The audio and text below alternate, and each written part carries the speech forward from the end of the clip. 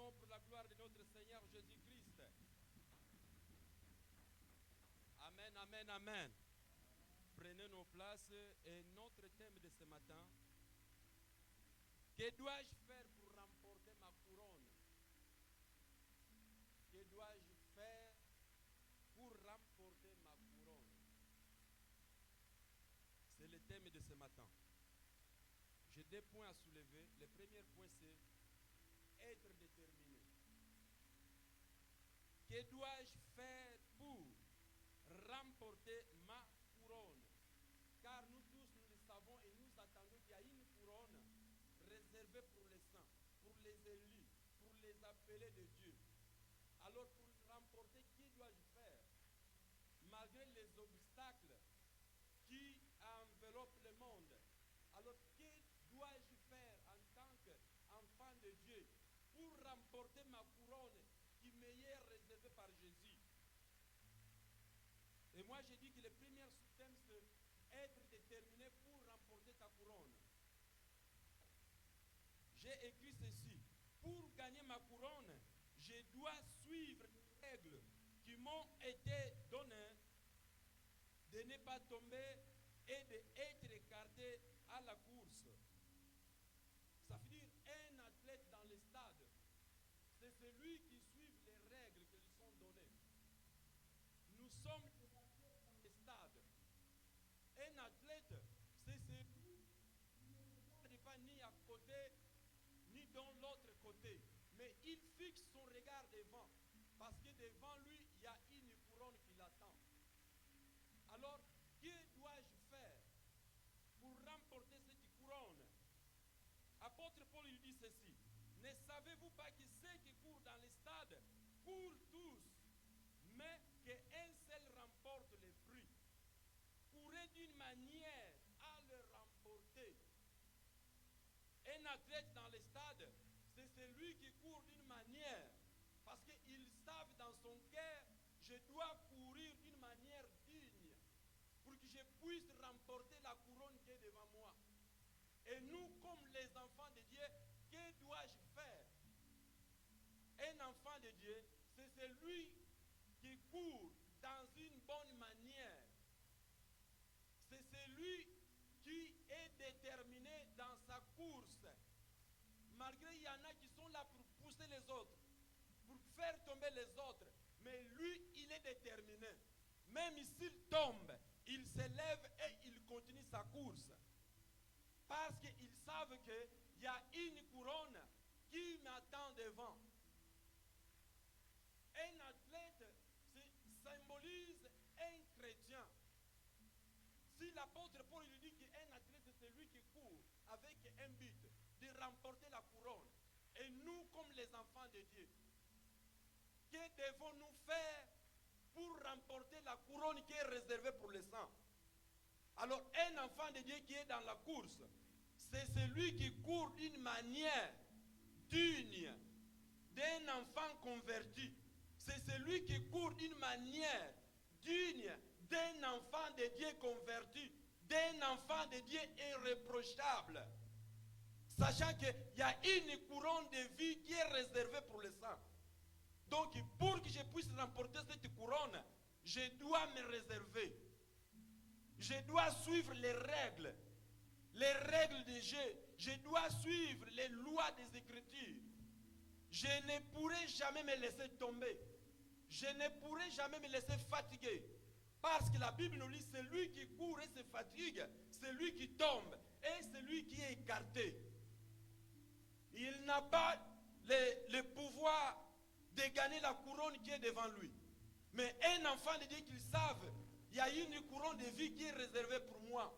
Même s'il y a quelqu'un qui m'empêche, même s'il y a quelqu'un qui vient pour me faire les scandales, mais moi je regarde toujours devant. Amen.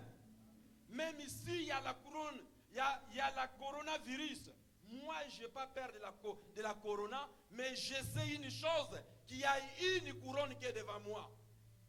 Je dois aller d'une manière digne de remporter cette couronne. Amen. Nous allons vraiment doucement pour que nous puissions comprendre. Il dit, courez courait d'une manière à les remporter.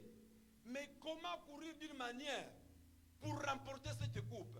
Quelle est la manière que nous devons avoir? C'est avoir une attitude d'un enfant de Dieu. C'est de devenir l'ami de Dieu. C'est de suivre les règles qu'on nous a été données par les maîtres ou par les arbitres. Celui qui ne suit jamais les règles, c'est celui qui est écarté des jeux. Donc pour ne pas être écarté de ce jeu, tu dois respecter les règles. Et nous, comme les enfants de Dieu, pour ne pas louper cette coupe, nous devons obéir à la parole de Dieu. Amen. 25, il dit ceci. Tous ceux qui combattent s'imposent à toute espèce d'abstinence. Et ils le font pour obtenir une couronne corruptible. Ça veut dire les athlètes dans le stade, quand ils font leurs courses, ils s'écartent de toute espèce d'abstinence. Ils s'imposent. Ça veut dire c'est eux qui se préservent pour ne pas tomber dans le piège. Ils se préservent dignement, à courir d'une manière digne pour remporter sa coupe. Ça veut dire en tant que nous, les enfants de Dieu, ou les athlètes que nous sommes, dans les stades qui symbolisent le monde. Nous sommes dans le monde lidéré par le diable et Satan. Mais pour que nous puissions remporter notre coupe, nous devons avoir une bonne manière. Nous devons courir d'une manière qui est digne des enfants de Dieu. Nous devons nous imposer à toutes les choses qui nous empêchent de remporter la couronne que le Seigneur nous a réservée. Nous devons nous abstenir de toutes les choses qui nous empêchent d'avancer. Si tu le sais, que dans ce chemin, si j'emprunte, je dois tomber. Alors, il faut éviter d'emprunter ce chemin. Il faut prendre un chemin qui te permettra d'aller jusque là où se trouve la couronne. Amen. Il dit ceci dans le 25. Ils le font pour obtenir une couronne corruptible, mais nous faisons-les pour une couronne incorruptible. Qu'est-ce qu'il nous dit, c'est ça? C'est là. Il dit les athlètes dans les stades, ils font la course pour obtenir une couronne corruptible. Mais nous, en tant que les enfants de Dieu, la couronne qui nous attend, c'est une couronne incorruptible. Incorruptible, ça veut dire, il n'y a personne qui va passer pour corrompre les maîtres pour avoir la couronne. Mais la couronne de ces stades, de ce monde, quelqu'un peut corrompre les juges pour l'avoir. Mais la couronne que nous suivons, c'est une couronne incorruptible. Donc, pour l'avoir, nous devons avoir une bonne relation avec Seigneur Jésus-Christ. Chacun doit savoir que notre Seigneur Jésus, ce n'est pas une personne qui est de la corruption pour les corrompre. Pour que je puisse emporter ma couronne, je dois corrompre Jésus. Non, Jésus, il nous demande tout simplement de suivre les règles du jeu, de suivre les règles de la loi. Et cette loi, c'est la parole de Dieu. C'est lui qui obéit à cette parole et c'est lui qui va remporter la couronne. Amen.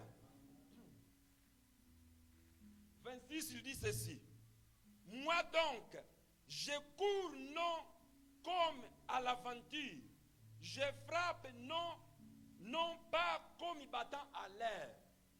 Donc ça, c'est apôtre Paul qui est en train de parler. Moi, apôtre Paul, je cours pas comme à l'aventure. Donc un chrétien, c'est celui qui ne court pas comme à l'aventure. C'est celui qui ne prend pas sa vie chrétienne comme une aventure. Mais nous devons prendre notre vie chrétienne au sérieux. Nous devons mettre les choses de Dieu au sérieux, pas à l'aventure. Quand tu crois en Jésus-Christ, les premiers devoirs, c'est de mettre ta vie en règle. c'est de savoir que la course que j'étais en train de faire, ce n'est pas à l'aventure, mais c'est de remporter quelque chose de spécial pour moi. Alors, pour le remporter, je dois me concentrer. Je dois me donner à fond. Je dois faire tous les efforts. Et quels sont les efforts qu'un chrétien doit faire pour remporter la couronne de vie? C'est juste de s'abstenir de toutes les choses qui deviennent obstacles pour nous. C'est juste de nous écarter de toutes les choses qui nous empêchent d'obtenir cette couronne. Amen. Si les athlètes de ce monde le font, comme apôtre Paul dit, le font pour remporter la couronne corruptible. Mais nous, en tant que les enfants de Dieu, sachons-le que notre couronne, la couronne qui nous est réservée, la couronne que le Seigneur Jésus nous a promis, c'est une couronne incorruptible. Donc pour avoir cette couronne, il faut te donner à fond. Ne te laisse pas tomber, ne te laisse pas fatiguer, parce que celles qui se tombent et qui se fatiguent sont écartées de la jeu. Amen. Donc un enfant de Dieu qui est fatigué de la foi, un enfant de Dieu qui ne craint jamais le péché, c'est celui qui va être écarté de cet jeu. Donc nous sommes dans le stade, on est en train de courir, mais chacun de nous doit avoir une force comme un aigle. Vous savez, un aigle c'est un animal, c'est un oiseau qui ne se fatigue jamais. Parce que quand ils s'envolent, ils savent je m'envole pour un but. Et un aigle c'est celui qui voit de loin. Ce n'est pas celui qui voit de près, mais c'est celui qui savent de loin il y a une couronne qui m'y est réservée. Je dois donner tous mes efforts pour que je puisse l'obtenir. Amen. 27, il dit ceci. Mais je traite durement mon corps et je le tiens assujetti, de peur d'être moi-même rejeté après avoir prêché aux autres. Amen. Donc, Paul, il traitait son corps durement pour qu'il puisse remporter cette coupe. Donc, un enfant de Dieu, c'est celui qui traite son corps durement. Être un enfant de Dieu, il faut être un enfant de Dieu capable, digne, sachant que je dois être digne devant le Seigneur, que personne doit me faire écarter de cette course. Même s'il essaye de faire m'écarter de cette course, mais moi, en tant que je sais qu'il y a une chose meilleure devant moi, je dois me lever, je dois faire tout l'effort d'emprunter toujours le même chemin. Amen. Nous allons lire rapidement dans le livre de Timothée.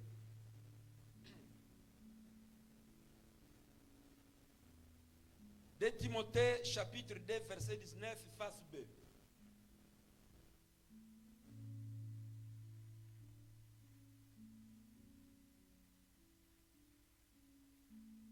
De Timothée, chapitre 2, verset 19, face B.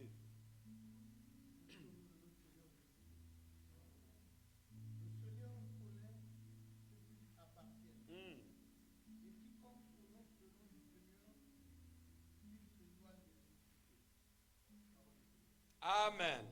Donc, le Seigneur, ici il dit, le Seigneur connaît ce qui lui appartient. Et quiconque prononce le nom du Seigneur, qu'il s'éloigne de l'iniquité. C'est comme un arbitre dans le stade. Il connaît tous les joueurs. Le rôle d'un arbitre, c'est de veiller, de surveiller qui sont en train de respecter les règles de jeu. Son rôle, c'est de faire écarter celles qui ne respectent pas.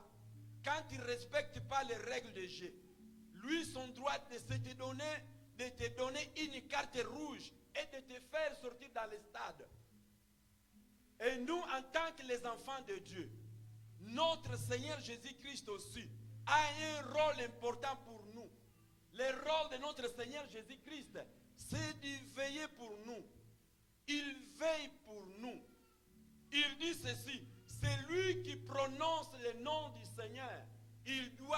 éloignés de l'iniquité.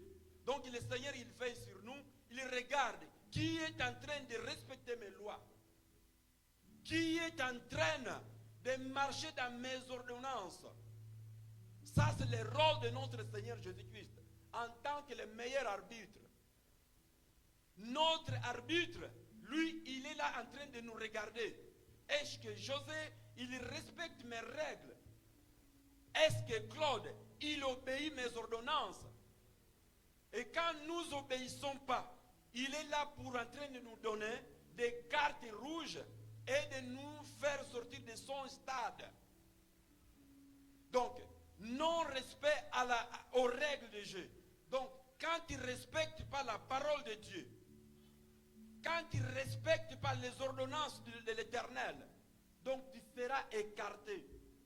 Et tu n'auras pas ce droit d'avoir la couronne de vie. Mais pour avoir cette couronne, tu dois t'écarter de l'iniquité. Tu dois t'éloigner de l'iniquité. Il ne faut pas t'approcher de l'iniquité, mais tu dois t'éloigner comme l'apôtre Paul dit ici. Qu'il s'éloigne de l'iniquité. Donc, une église qui attend une couronne, c'est l'église qui s'éloigne de l'iniquité. Alors, disez-moi, une église qui ne s'éloigne pas de l'iniquité, est-ce qu'ils attendent quelque chose de meilleur? Une église, là où il n'y a pas la crainte de Dieu, est-ce qu'ils attendent la couronne de vie? C'est des questions qu'un enfant de Dieu doit se poser. Mon pasteur, il ne craint pas l'Éternel. Mais mes leaders, ils ne craignent pas l'Éternel. Est-ce que ce qu'ils font, il va faire que nous puissions emporter ou remporter la couronne de vie? Quand ils ne respectent pas les règles des jeux, est-ce qu'ils amènent l'Église pour avoir la vie éternelle ou ils amènent l'Église à la perdition? Amen. Nous sommes dans un temps que le Seigneur est en train de nous ouvrir des yeux spirituels. Quand tu contemples là où tu es, il n'y a pas le respect des règles des jeux. Tu dois sortir. Il ne faut pas avoir la honte. Tu dois sortir parce que tu sais toi-même que j'ai une couronne qui m'attend devant. Mais pour avoir cette couronne, tu dois demeurer dans un endroit où il y a la crainte de Dieu. Là où le Seigneur manifeste sa grâce. Il ne faut pas être fanatique de quelqu'un malgré qu'il ne marche pas dans l'obéissance de la parole et toi tu es là pour le soutenir. Tu es là pour le soutenir. Sache-le, il y a une punition qui attend tout le monde. Quand tu soutiens quelqu'un qui fait le mal, tu contribues aussi pour son mal. Toi aussi, il y a un chicote qui t'attend. Amen. Mon devoir en tant que chrétien, en tant que je sais qu'il y a une couronne et je suis en train de courir pour l'avoir, je dois m'écarter à ces gens-là. Pour qu'ils ne m'empêchent pas moi aussi d'avoir ma couronne de vie. La Bible nous dit que le salut est individuel. Chacun doit se battre pour lui-même. Chacun doit courir pour faire ses efforts de remporter sa couronne de vie. Mais tu ne restes pas à la place. Là où tu vois, même si les gens disent mal d'eux pour les mal qui sont en train de se réaliser là-bas, et toi tu restes toujours là-bas. Amen. Je te dis, mon bien-aimé, si tu es dans un endroit comme ça, tu passes ton temps en vain. Tu es en train de perdre ton temps. Nous sommes toujours dans notre livre là où nous étions. Parce que c'est mon thème principal.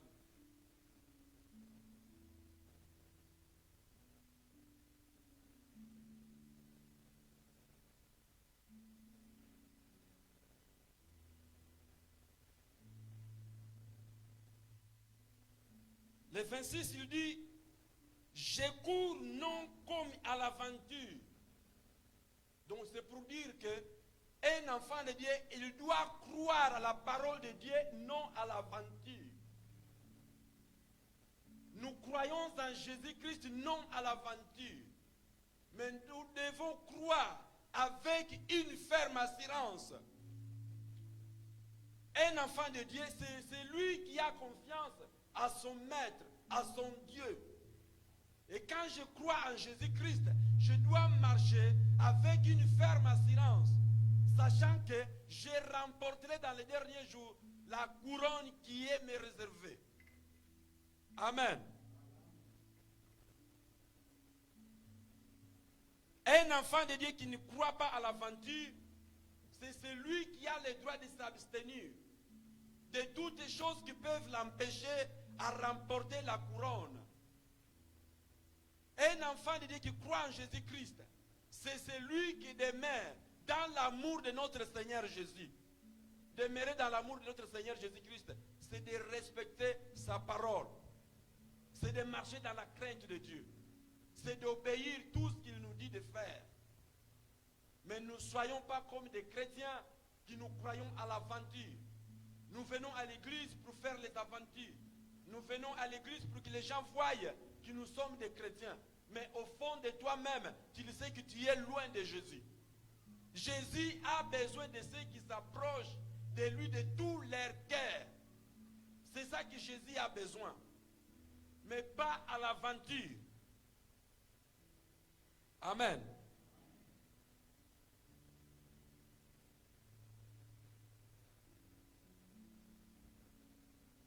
Apôtre Paul, il dit, je cours, je donne tous mes efforts pour remporter cette coupe. Donc c'est pour nous dire, une église, oh, je peux revenir à l'arrière. Dans les stades, il y a toujours nombreux qui vont procourir, mais il n'y a qu'un seul qui remporte la coupe. C'est comme à l'église aussi, on est nombreux. Être nombreux à l'église, ce n'est pas mauvais, c'est bien. Ça, c'est la volonté de notre Seigneur. Mais ce n'est pas tous qui vont remporter la couronne de vie. Car la Bible nous dit, ce n'est pas tous qui me disent Seigneur, Seigneur, Seigneur, qui entreront dans le royaume des cieux. Mais c'est les sons qui font la volonté de mon Père. Alléluia. Est-ce que tu fais la volonté de notre Père? Est-ce que nous faisons la volonté de notre Père céleste? Malgré on est nombreux, est-ce que nous tous, nous allons remporter cette couronne que Jésus-Christ a mis devant nous? La volonté de notre Seigneur Jésus-Christ, que chacun puisse remporter cette coupe. C'est comme si j'amène une coupe ici à l'église, avec un désir que les fidèles puissent la remporter. Et s'il n'y a personne, et que je retourne encore avec ma coupe à la maison, est-ce que je serai content dans mon cœur? Parce que la volonté de notre Seigneur Jésus-Christ, la couronne qu'il a mise devant nous, que chacun de nous puisse remporter. Mais pour le remporter, il faut faire la volonté de notre Seigneur Jésus-Christ. Amen. Nous allons lire dans le livre de Matthieu 7, 21 à 23.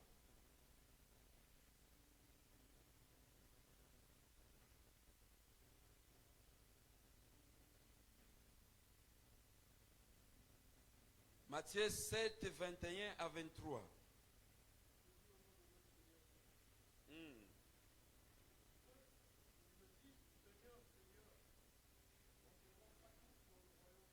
Voilà.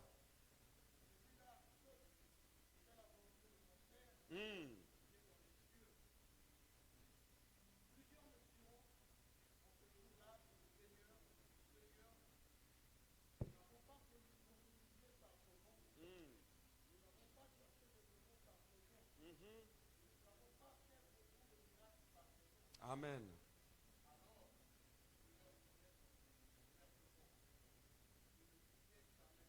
Aïe, aïe, aïe.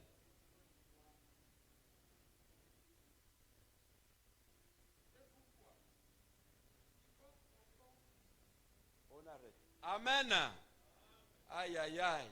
Ceux qui me disent Seigneur, Seigneur, ne rentreront pas tous dans le royaume des cieux. Mais celui-là, seul, qui fait la volonté de mon Père qui est dans les cieux. On est nombreux dans l'église. Tout le monde dit Seigneur, Seigneur, Seigneur. Mais Jésus-Christ ici est en train de frapper le marteau. Il dit, ce n'est pas tous qui me disent Seigneur, Seigneur, Seigneur, qui auront le droit de rentrer dans le royaume des cieux. Celles sont qui font la volonté de mon Père. Ça veut dire qu'une église doit faire la volonté de notre Seigneur. Nous ne pouvons pas être tout simplement appelés église sans faire la volonté de notre Seigneur. Notre devoir comme église, chacun de nous doit faire la volonté de son Père. Ce n'est pas la volonté de José, mais la volonté de notre Seigneur Jésus-Christ. Et quand tu ne le fais pas, sache-le, tu es accusé dans ce passage, tu ne rentreras pas. Amen. Quand tu ne fais pas la volonté de notre Seigneur, quand tu n'obéis pas à la parole de Dieu, tu ne rentreras pas. Ce n'est pas moi qui le dis, mais c'est le Seigneur Jésus-Christ. Vous savez, tu fais tous les efforts, tu donnes tout, tu te sacrifies, mais ton cœur est éloigné du Seigneur. Et dans les derniers jours, le Seigneur te dit, je ne vous ai jamais connu. Ça fait du mal. Amen. Tu t'es donné à fond. Tu le servais. Au dernier minute qu'il te dit, je ne te connais pas. Vous savez comment ça fait? Il y a une fois, ça nous est arrivé. Prince avait une maison. On a mis un frère qui n'avait pas la place pour habiter. Et le frère, il n'arrivait pas à payer des loyers. Le propriétaire, il arrive. Il appelle Prince. Et moi, comme j'étais témoin, j'étais là aussi présent. Et le frère, il commence à dire en face du propriétaire qu'il est des méchants, je ne les connais pas. Mais c'est nous qu'on a cédé la maison. Je ne les ai connus jamais. Mais c'est nous qu'on t'a cédé l'appartement. Mais comment tu es rentré ici? Mais il dit en face du propriétaire, je ne les connais pas. Vous voyez les choses qui étonnent les gens.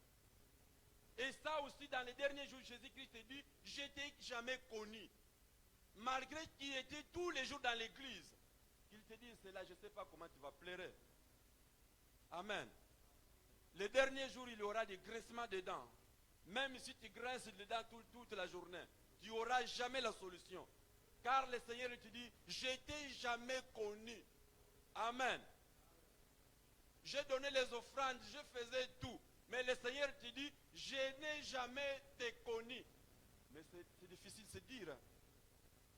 Là, tu commences à te plaindre. Pourquoi je le faisais si je savais? Si, tu le sais toi-même. Ton cœur est témoin. Malgré que tu fais cela, mais ton cœur est éloigné de Dieu. Mais la volonté de notre Seigneur, c'est de nous approcher de tout notre cœur. La volonté de notre Seigneur Jésus, que chacun de nous puisse remporter la couronne de vie. Amen. Il ne faut pas croire à l'aventure, mais il faut croire avec une ferme assurance. La Bible nous dit que Pierre a crié en Jésus avec une ferme assurance. Parce qu'il savait que Jésus-Christ était le Fils de Dieu et il était le Sauveur. Quand tu crois que Jésus est ton Sauveur, tu dois croire avec assurance. Tu dois prendre ta vie chrétienne au sérieux. Il faut laisser les aventures. Amen. Le Seigneur ne nous a pas appelés pour faire les aventures dans l'œuvre du Seigneur. Mais il nous appelle pour faire l'œuvre du Seigneur avec sérieux. Amen. Pour remporter la couronne de vie, tu dois être déterminé. La Bible dit que Ruth, avec Naomi, elle était déterminée. Parce qu'elle savait que dans la terre de Naomi, il y a quelque chose de bien pour moi.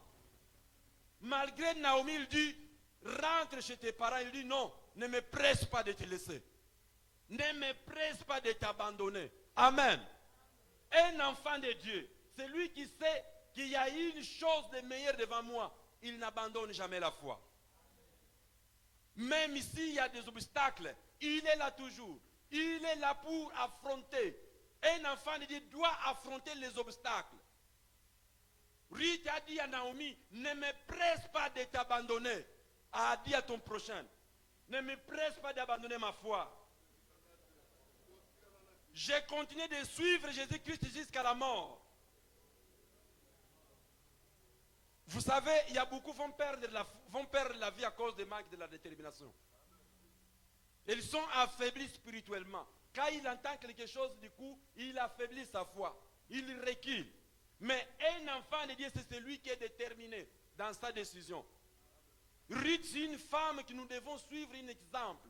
Il savait, si je retourne dans ma terre, il y a la mort, il n'y a rien, il n'y a pas de Dieu, il n'y a pas de véritable Dieu. Mais là-bas, là où je vais, il y a un vrai Dieu. Et il y a la vie, il y a tout. Je dois suivre Naomi. Amen.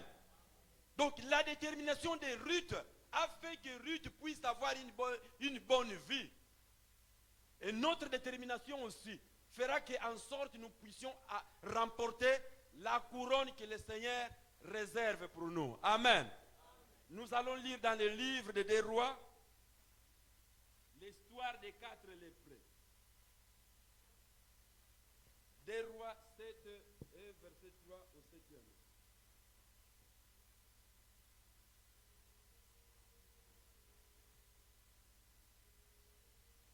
Rois 7, verset 3 au 7e.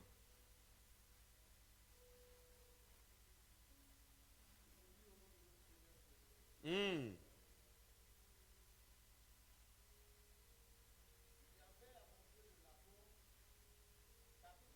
Mm.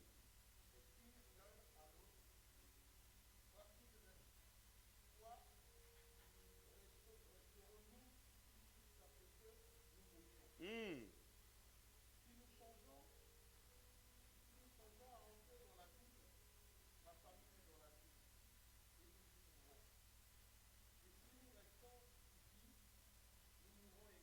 Aïe, aïe, aïe.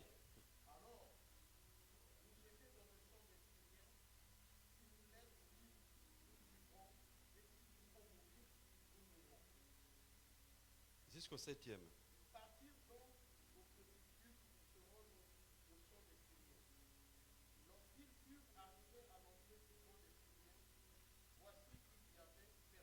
Mm.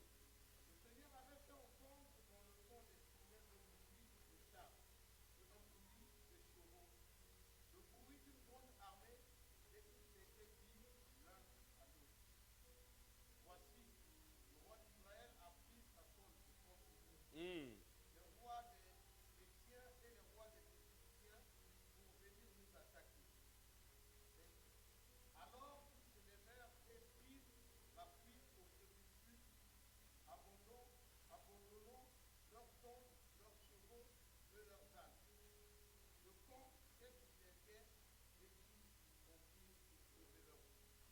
Amen.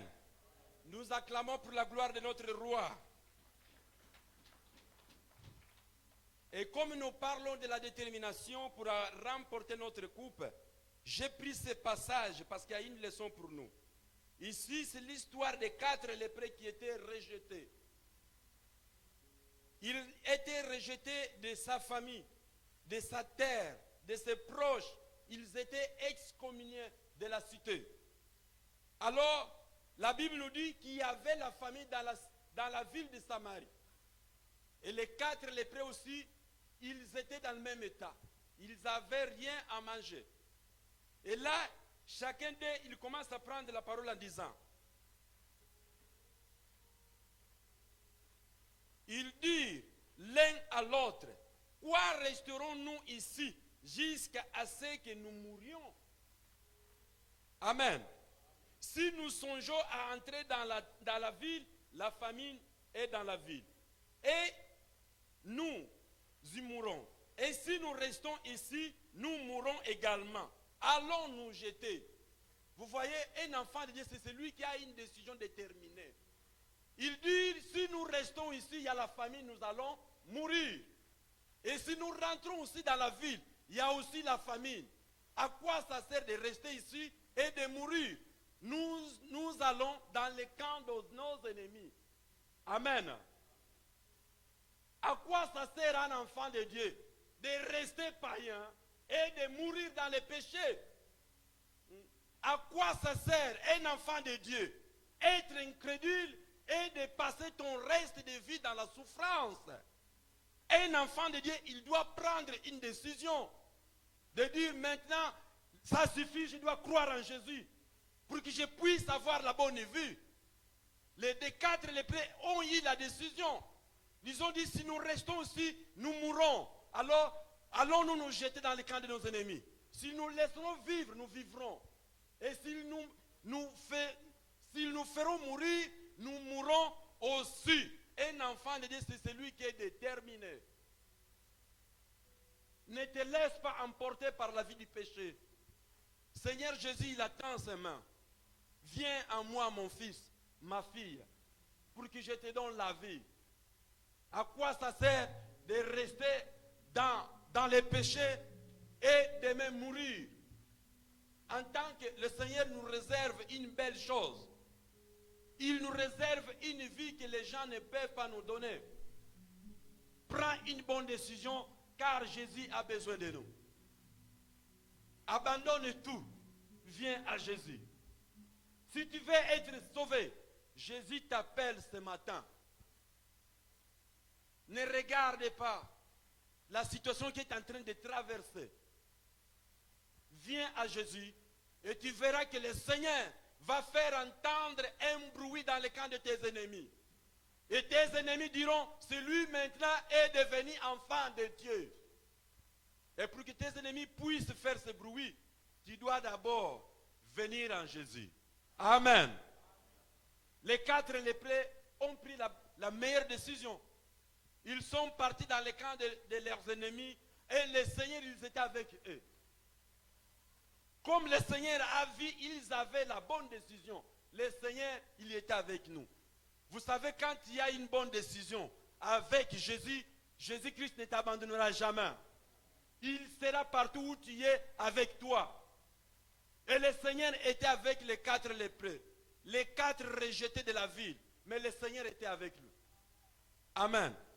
Les gens peuvent nous rejeter. Mais si nous sommes avec le Seigneur, les cris de la joie seront entendus. Le Seigneur va éclater les cris de la joie dans les camps de nos ennemis. Amen.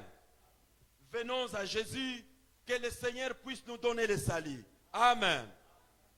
Vous savez, même Job avait une détermination aussi.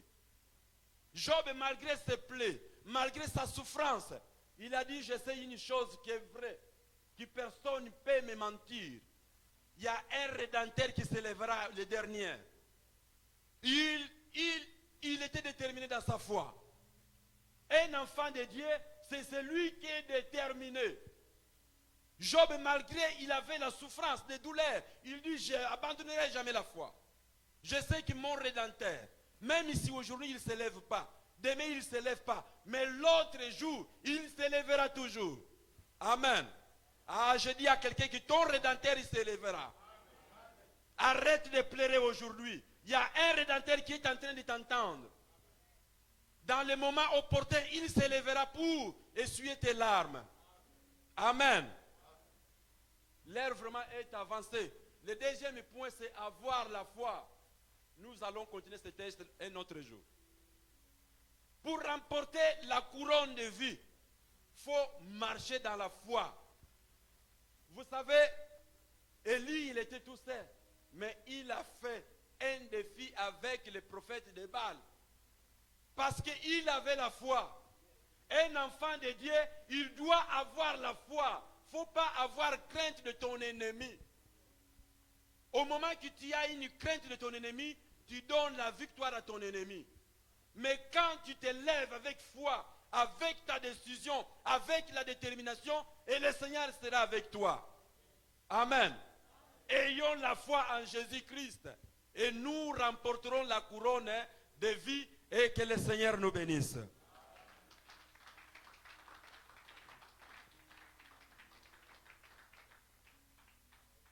Nous passons directement dans le premier point, c'était la détermination. Le deuxième point, c'est la foi. Nous allons continuer notre jour.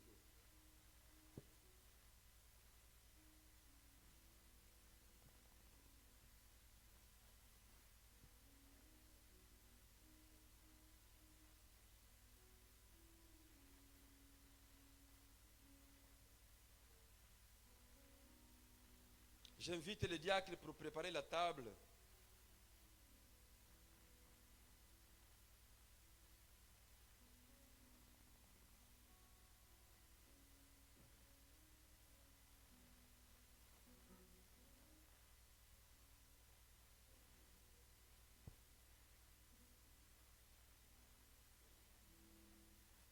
sommes dans le livre de Luc, chapitre 22, verset 19 au 20.